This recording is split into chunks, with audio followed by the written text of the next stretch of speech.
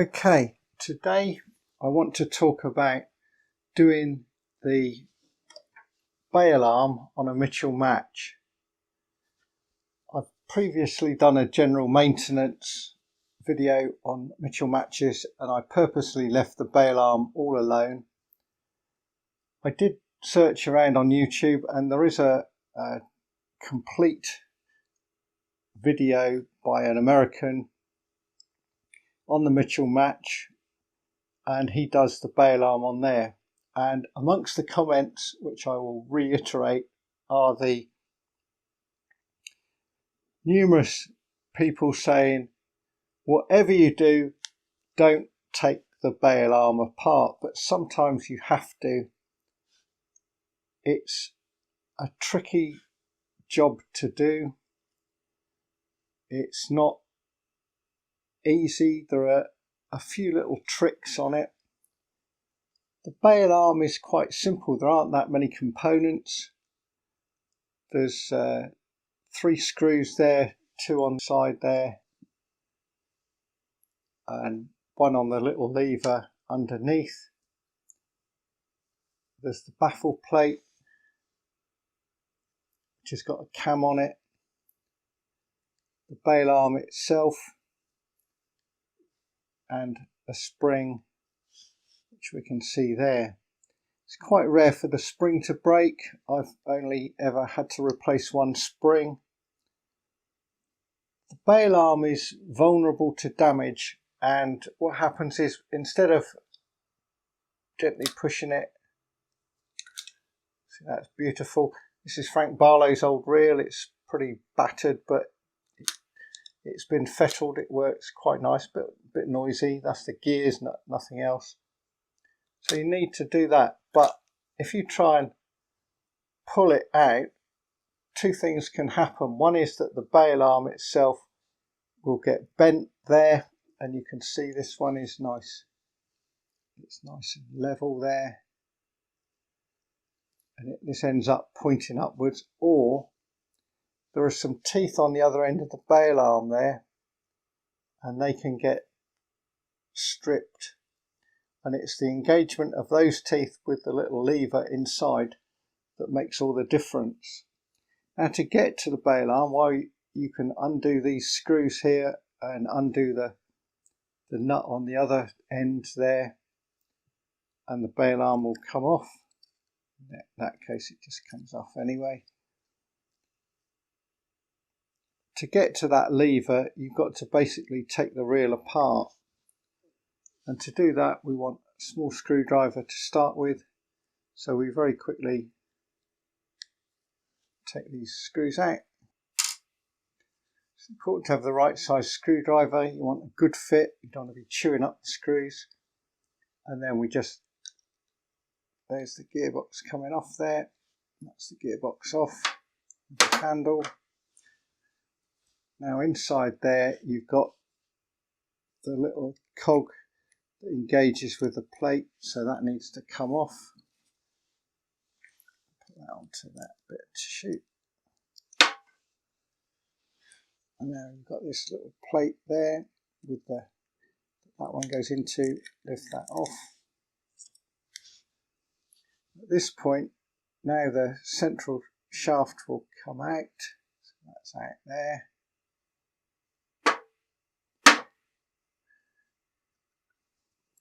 So to get off the whole rotor there, you need a 12mm socket. None of this should be forced. You should just be doing it. And undo that nut holding the baffle plate on.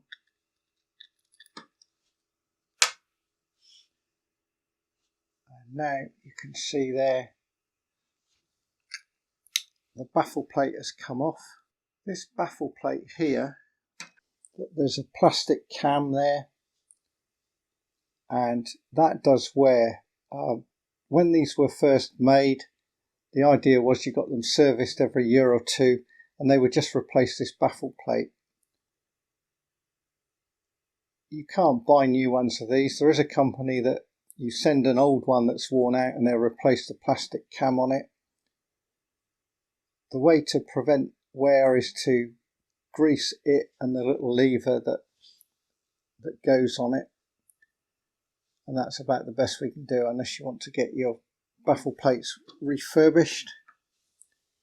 Now you can see in there you've got this little lever,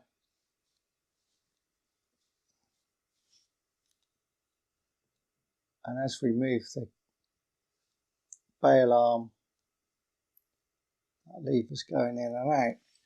When it's open, that distance needs to be a certain amount.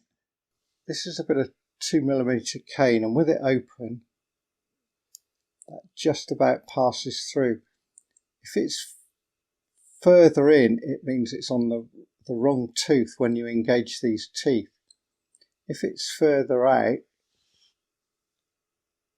again, it's not going to work. So you've got to find that correct tooth. You can also see that there's a spring onto that lever there, and that spring goes on a little pin and then around this lever. Now I'm not going to taking that off and putting it back in. It's not that difficult. I am going to show you how to line it up. So to make life a bit easier, because this is difficult, I'm going to undo these screws very carefully. We can take that off.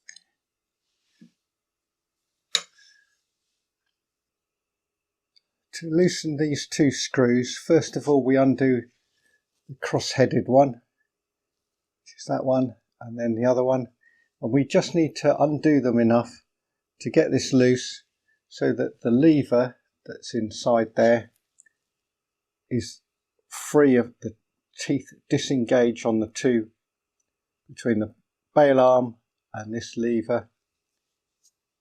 So let's just carefully undo this. This cross-headed screw is not the strongest, so you need to be careful, don't get brutal on it. Just undo that one.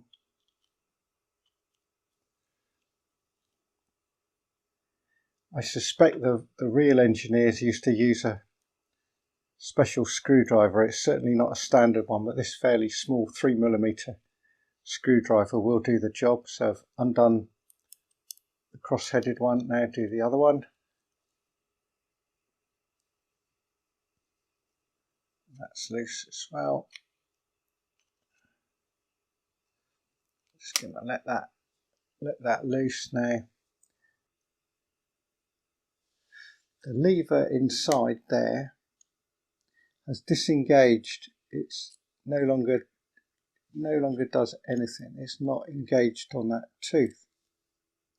So what we need to do is to get that to re-engage, and you have to do both of these to get that to move outwards.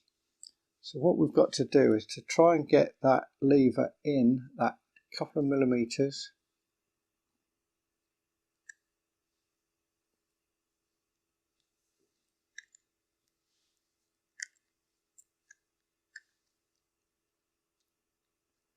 and then I said this is fit.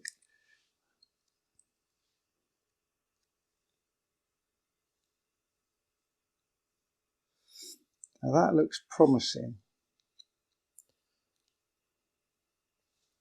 Then when it's in the right place, we tighten the screws up again.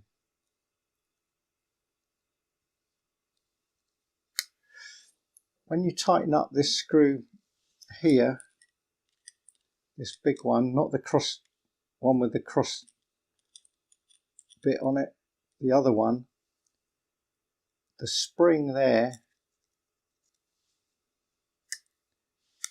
has to not get trapped by the bit you're tightening up. You need to make sure that if you've taken this one off here, this lever, make sure that that is tight.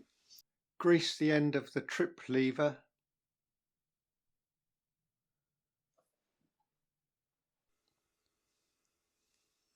And you need a spot of oil on the spring and the other the other pivot. Make sure they're nice and tight.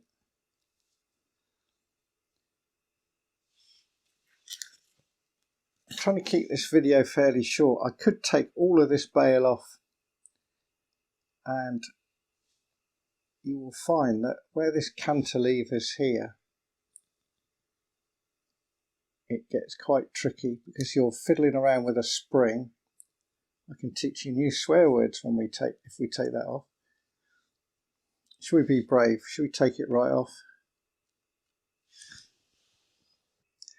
The bail arm has a screw on the end there, and if you undo that, that releases the rest of the bail arm from the bracket, and it also has the bail roller in there. It's got a slow taper part of the flange and a steep taper. The steep taper always goes against the bracket. That's important. This one, believe it or not, had it the wrong way round when I first got it, which meant it was absolutely useless basically, because the line would have come across the steep part of the flange and wouldn't sit in the proper roller. You can undo this screw there.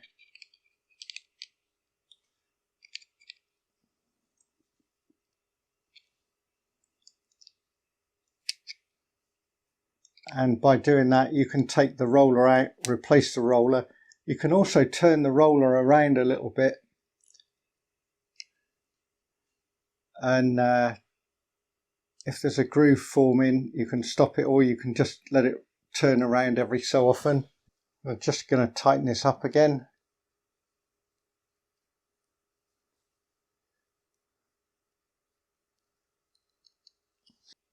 At the other end, there's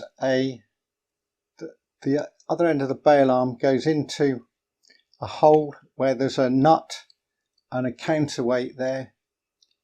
That counterweight balances the whole rotor.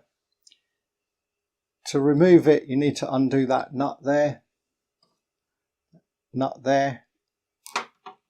and in this case it actually comes, the bail arm actually comes out. It's not, I think it might, maybe it needs to have a circlip on it, I don't know, but it's not a problem. It's all sprung in there nicely. The other thing I'm going to mention is that on the side there is a bail lock, and to operate that, when looking at it as you see it, if I move it to the right, the bail is able to open. If I move it to the left, it's locked. It will go down. So if you're carrying a made up rod around, you can do it like that. Let's be very brave. This is the sort of part 2 of it. Let's take the bail arm off completely. Only do this if you've taken some beta blockers, which I have. So that screws out completely there. And now I'm taking the other one with the spring.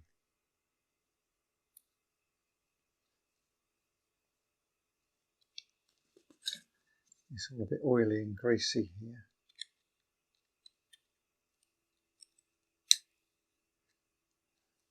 And now you can hear it's just disengaged. It's disengaged the lever there. Now that screw's come out. That's that one off there. And now we take that out of there, and we take that off there, and this will come off. And now we have the bail arm all free.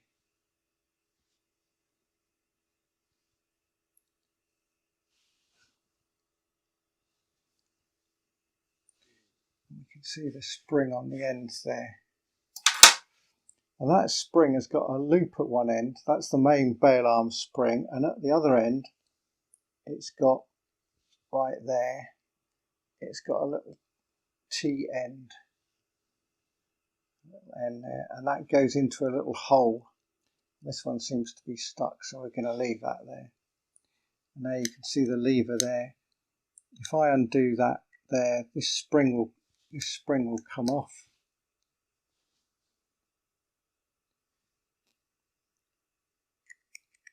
And that's just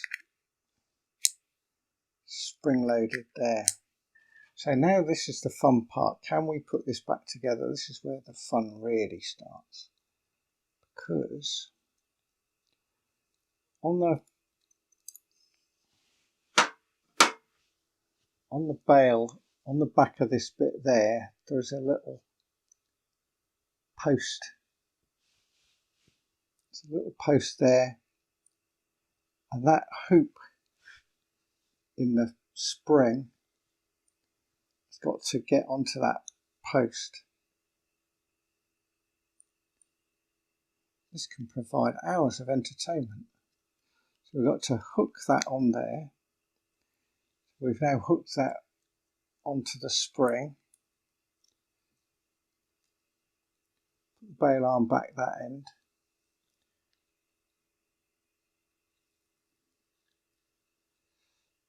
And then we've got to somehow get this bit to get past that bit there.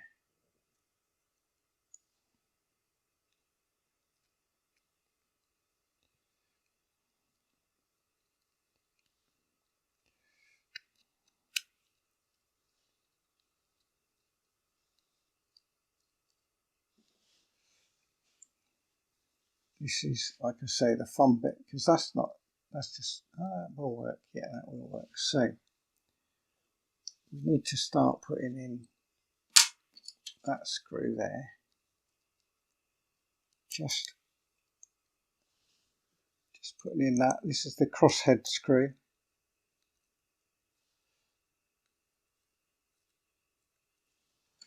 And now we've got to somehow get this other one, the one with the spring, to line up there so that we can put this screw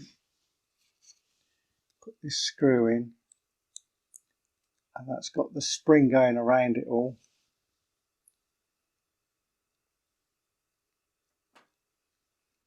Should all be nice and free running. So we've got it on the right tooth again, but it's not staying thing because it hasn't been done over. Check all the screws are tight. Haven't trapped the spring, I've got it all there. Like I say, this is not for the scared. So we can start to put it back together again now. Make sure we haven't lost any of the shims on there. There's some shims. And in the middle of that hole there's a little tiny tag, and that lines up. There's a little slot there on there, so we put that on there and go around until it matches the slot. Lock the baffle plate with the locking nut to get that.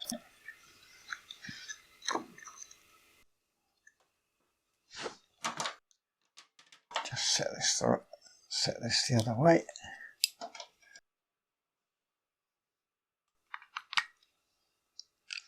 Gently tighten that up.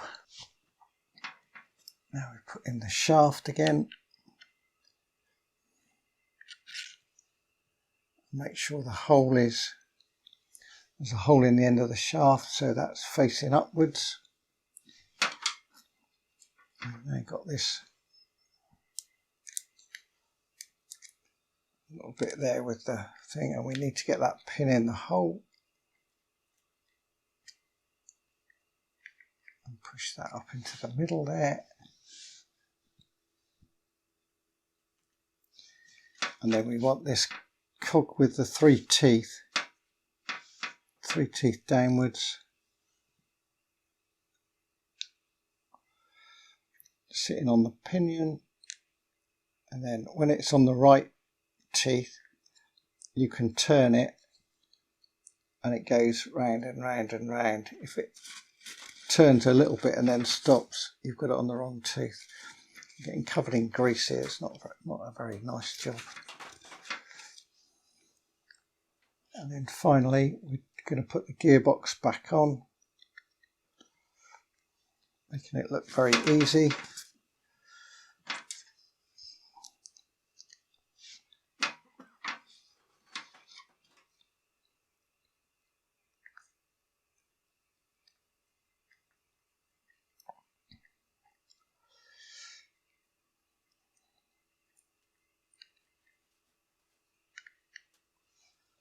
Now we're just putting the 3 screws back. The $64,000 question is whether the bail will work after all this. I'm fairly confident.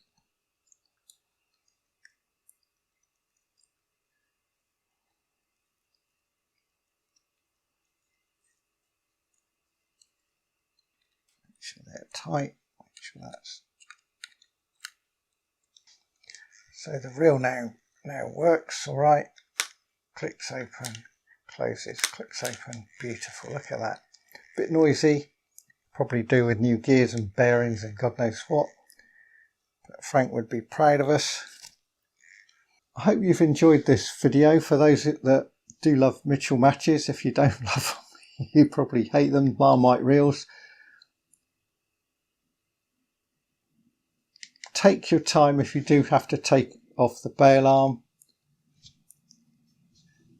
The different bits of wear, the lever with the teeth on the end, the black bit, the boss on the end of it, that wears with a flat on it. If you're really brutal with a pair of gas pliers like this, you can turn it round. It's not meant to turn, so that it's got a round bit again on it. Like I say, the springs occasionally break, but I've only ever broken one. The bail arms get bent out of shape. You can bend them back to shape. This one is how they should be, like that. That's a pretty good bail. The little roller, which doesn't roll, but it can wear, like fine line, 2-pound line can cut into it. You may need to replace that. And like I say, you just undo that screw there to take that out. Make sure it's the right way in. You'll know it's the right. This one had it the wrong way in when I got it from the guy. The taper of the bail comes up and then it sort of continues to taper. And the teeth on the other end of the bail arm can just simply be destroyed by people opening it with brute force when they don't know what they're doing. But look at that.